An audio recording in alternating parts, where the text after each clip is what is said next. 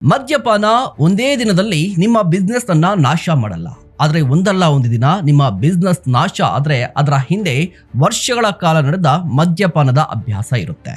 ಮೊದಲು ಒಂದು ಪೆಗ್ ಸ್ನೇಹಿತರ ಜೊತೆ, ಎರಡನೇ ಪೆಗ್ ಬಿಸ್ನೆಸ್ ಪಾರ್ಟಿಯಲ್ಲಿ, ಮೂರನೇ ಪೆಗ್ ಒತ್ತಡ ಕಡಿಮೆ ಮಾಡಿಕೊಳ್ಳಲು. ಹೀಗೆ ಆರಂಭ ಆಗುತ್ತೆ. ಮೊದಲ ದಿನ ಏನೂ ಆಗಲ್ಲ, ಮೊದಲ ತಿಂಗಳು ಯಾವುದೇ ಬದಲಾವಣೆ ಇರೋದಿಲ್ಲ, ಮೊದಲ ವರ್ಷ ನೀವಿನ್ನು ಯಶಸ್ವಿಯಂತೆ ಕಾಣಬಹುದು. ಸೊ ಆದ್ದರಿಂದ ಹಲವರು ಯೋಚಿಸ್ತಾರೆ, ನಾನಿನ್ನು ಕಂಟ್ರೋಲ್ ನಲ್ಲೇ ಕುಡಿತಾ ಇದ್ದೀನಿ ಅಂತ. ಆದ್ರೆ ನಿಜ ಏನಂದ್ರೆ, ಮೊದಲು ನೀವು ಮದ್ಯವನ್ನ ಕಂಟ್ರೋಲ್ ಮಾಡ್ತಾ ಇರ್ತೀರಾ, ಸ್ವಲ್ಪ ಸಮಯದ ನಂತರ ಮದ್ಯವೇ ನಿಮ್ಮನ್ನ ಕಂಟ್ರೋಲ್ ಮಾಡಲು ಆರಂಭಿಸಿರುತ್ತೆ. ನಮಸ್ಕಾರ, ನೀವು ನೋಡ್ತಾ ಇದ್ದೀರಾ ಸುಮನ್ ಟಿವಿ ಬಿಸ್ನೆಸ್. ನಾನು ನಿಮ್ಮ ಮಹೇಶ್ ಎಂ ದಂಡು.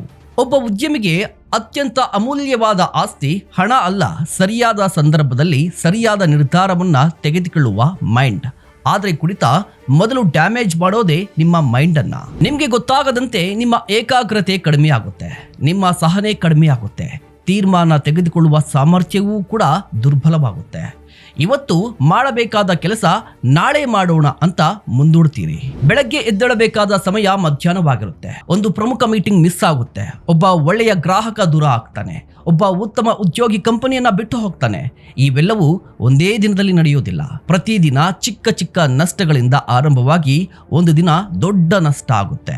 ಒಬ್ಬ ಕಂಪನಿಯ ನಾಯಕ ಸ್ಟ್ರಾಂಗ್ ಆಗಿದ್ರೆ ಇಡೀ ಟೀಮ್ ಸ್ಟ್ರಾಂಗ್ ಆಗಿರುತ್ತೆ. ನಾಯಕ ವೀಕ್ ಆದ್ರೆ ಇಡೀ ಕಂಪನಿಯೂ ವೀಕ್ ಆಗುತ್ತೆ. ಆದ್ರೆ ಇದು ಇವತ್ತು ನಿಮಗೆ ಅರ್ಥ ಆಗೋದಿಲ್ಲ, ನಾಳೆ ಅರ್ಥ ಆಗೋದಿಲ್ಲ. ಒಂದು ದಿನ ವೈದ್ಯರು ನಿಮ್ಮ ಲಿವರ್ ವರದಿಯನ್ನ ತೋರಿಸಿದಾಗ, ಅಥವಾ ನಿಮ್ಮ ಕುಟುಂಬ ನಿಮಗಾಗಿ ಕಣ್ಣೀರು ಹಾಕಿದಾಗ, ಅಥವಾ ನಿಮ್ಮ ಜೀವನದ ಅತ್ಯಂತ ಪ್ರಮುಖ ಅವಕಾಶವನ್ನ ನೀವು ಕಳೆದುಕೊಂಡ ದಿನ ನಿಮಗೆ ಸತ್ಯ ಅರ್ಥ ಆಗುತ್ತೆ. ಒಂದು ಬಿಸ್ನೆಸ್ ಕುಸಿಯೋದಕ್ಕೆ ದೊಡ್ಡ ಚಂಡಮಾರುತ ಬೇಕಾಗಿಲ್ಲ. ಪ್ರತಿದಿನ ಬೆಳೆಯುವ ಚಿಕ್ಕ ಚಿಕ್ಕ ಕೆಟ್ಟ ಚಟಗಳೇ ದೊಡ್ಡ ಸಾಮ್ರಾಜ್ಯವನ್ನ ನಾಶ ಮಾಡುತ್ತೆ. ನಿಮ್ಮ ಕಂಪನಿಗೆ ನೀವೇ ಆಧಾರ, ನಿಮ್ಮ ಕುಟುಂಬಕ್ಕೆ ನೀವೇ ಆಧಾರ, ನಿಮ್ಮ ಆರೋಗ್ಯದ ಜವಾಬ್ದಾರಿಯೂ ಕೂಡ ನಿಮ್ಮದೇ. ಸೊ ಇವತ್ತೇ ಒಂದು ನಿರ್ಧಾರವನ್ನ ತೆಗೆದುಕೊಳ್ಳಿ. ಎಣ್ಣೆ ನಿಮ್ಮ ಗ್ಲಾಸ್ ನಲ್ಲಿ ಇದ್ರೆ ಓಕೆ, ಆದ್ರೆ ನಿಮ್ಮ ಜೀವನವನ್ನ ಚಲಾವಣೆ ಮಾಡುವ ಹಾಸನದಲ್ಲಿ ಮಾತ್ರ ಇರಬಾರದು. ಕುಡಿತ ನಮ್ಮ ಕಂಟ್ರೋಲ್ ನಲ್ಲಿ ಇರಬೇಕು, ಅದರ ಕಂಟ್ರೋಲ್ ನಲ್ಲಿ ನಾವಿರಬಾರದು. ಸೊ ನೀವೇನ್ ಹೇಳ್ತೀರಾ? ದಯವಿಟ್ಟು ಕಮೆಂಟ್ ಮಾಡಿ. ಇಂತಹ ಮತ್ತಷ್ಟು ಕಂಟೆಂಟ್ಗಾಗಿ ನೋಡ್ತಾ ಇರಿ ಸುಮನ್ ಟಿವಿ ಬಿಸ್ನೆಸ್.